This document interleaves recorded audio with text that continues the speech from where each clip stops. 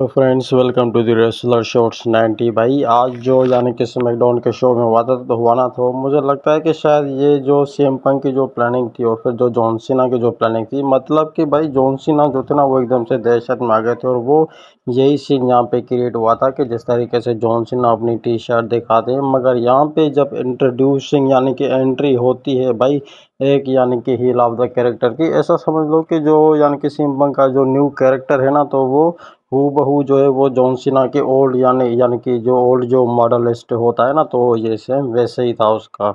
अब हाँ भाई, ओल्ड मॉडलिस्ट यानी कि जो स्टाइल जो है वो रखने से ये तो साबित नहीं होगा ना कि जब सीएम पंग आएंगे और फिर लड़ेंगे जॉन सीना से तो वो क्या हो सकता है कि वो चैंपियनशिप जो है उसे जीत पाए। मगर यहाँ पे जो सबसे हैरत वाली बात थी ना वो जॉन सीना की थी, वो एक शब्द भी नहीं बोले थे भाई, यानी कि सीएम पंग के अगेंस्ट जिसको वो लोग देखने के बाद जो यानी कि ठहरे के ठहरे रह गए थे, तो वैसे ही जो है वो रिंग में खड़े ही रह गए थे जॉन सीना। तो इस तरीके से मुझे लगता है कि शायद जॉन सीना को जो था ना वहाँ पे जो है कोई अल्फाज नहीं था बोलने को, इसीलिए शायद वो वहाँ पे चुप रहे थे। पर अब लगता है भाई कि सेम टाइम जो आने वाले हैं यानी कि नाइट ऑफ द चैंपियन के बारे में, तो इस तरीके से मुझे लगता है कि शायद जो सीएम पंक का और फिर जॉन सीना का जो आंकड़ा होगा ना वो एकदम से new heel of the character जैसा होगा। और वो यानी कि एकदम से मज़ा भी देगा भाई, जिस तरीके से होता है ना कि हमें परफॉर्मेंस करनी चाहिए अपने यानी कि बंदों के बीच में, जो क्राउड है उसके बीच में जो जो हमें अच्छी परफॉर्मेंस दिखानी चाहिए थी, एकदम से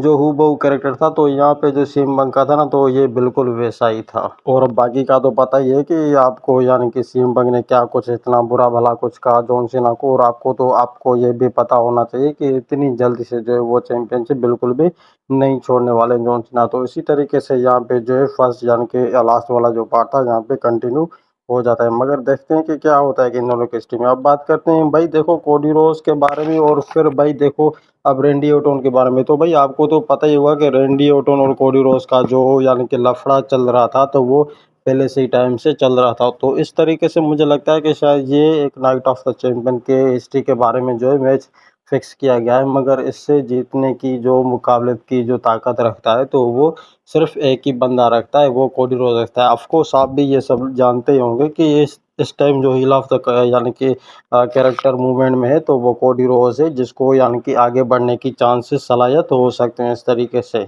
और हाँ भाई, अगर यानी कि पिछले वाला यानी कि जो रेंडी ओटन है जो वापस आ गया, तो मुझे नहीं लगता कि शायद कोडी रोज भी उसके आगे जो है एकदम से टिक पाएगा। मगर यहाँ पे सबसे बड़ी बात कही थी कोडी रोज ने कि अब आया है उस पहाड़ के नीचे। भाई अब जो लेवल होगी ना इस बंदे की, तो मुझे लगता है कि शायद same of the hill character के बारे में होगी। और भाई अगली हम मैच के बारे में बात करते हैं, जिमी ऊसो और फिर यानी कि सोलो सिको के जो न्यू जो heel of the character punter है उसके बारे में। तो भाई ये मैच जो था ना एकदम से क्रिटिसाइज किया गया था। आपको तो पता ही है कि अब यानी कि जेका फाटू का जो है वो ब्रेकअप हो गया है यानी कि सोलो सिको के अगेंस्ट। आपको तो ये भी खुशी होनी चाहिए कि अब जेका फाटू जो है वो कौन सी एंगल में जाने वाले हैं। तो यहाँ पे भाई कुछ ऐसा हमें सीन देखने को आज के यानी कि मैच के ऊपर जो है मिल गया था। यहाँ पे जो है जिम्मी ऊसो अपनी अच्छी परफॉर्मेंस दिखाते हुए जो ये मैच जीतना चाहते थे, मगर यहाँ पे ऑफिशियली जो है ऐसा बिल्कुल भी नहीं हुआ। यानी कि यहाँ पे सोलो सिको का जो दूसरा पार्टनर है वो यहाँ पे जीत जाता है। मगर यहाँ पे क्या होता है कि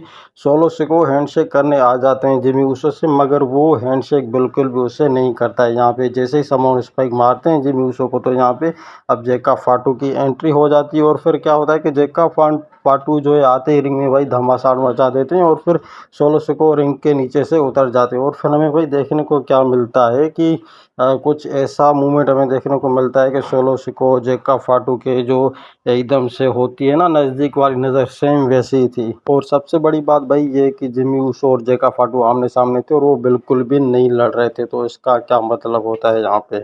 और भाई आज के स्मैकडाउन के शो में जो मुझे लगता है ना कि सबसे बेस्ट ऑफ द हिस्ट्री का जो मैच था, वो एकदम से भाई अच्छा तो था, मगर जो एंगल के बीच में देखा जाए ना तो एंड्राडे की जो भी परफॉर्मेंस थी अच्छी तो थी, मगर यहाँ पे बेस्ट भी दी गई थी। अब देखना ये भाई कि एंड्राडे की जो है वो आगे क्या चांसेस बन सकते हैं, क्योंकि भाई देखो ये बंदा जो अपनी परफॉर्मेंस अच्छी अच्छी दिखा रहा है और आगे भी मुझे लगता है कि शायद कुछ अपनी अच्छी प्लानिंग करके ही आया होगा। तो इस तरीके से मुझे लगता है कि चैंपियनशिप तो अब नज़दीक ही है एंड्राडे के। जिस तरीके से आज उसने रिंग में परफॉर्मेंस दिखाई है, जिस तरीके से क्राउड में जो है प्यार यानी कि दिखाया है, तो उस हिसाब से तो ये भाई बनता ही है कि इस बंदे को जो है कहीं ना कहीं जो है लेवल ऊपर के जो है अब मकान पर ला दिया जाए। अब देखते हैं कि वो कौन सी मंजिल होगी एंड्रॉयड की। और भाई बाकी आज का स्मैकडाउन आपको कैसा लगा, आप कमेंट करके बता सकते हैं।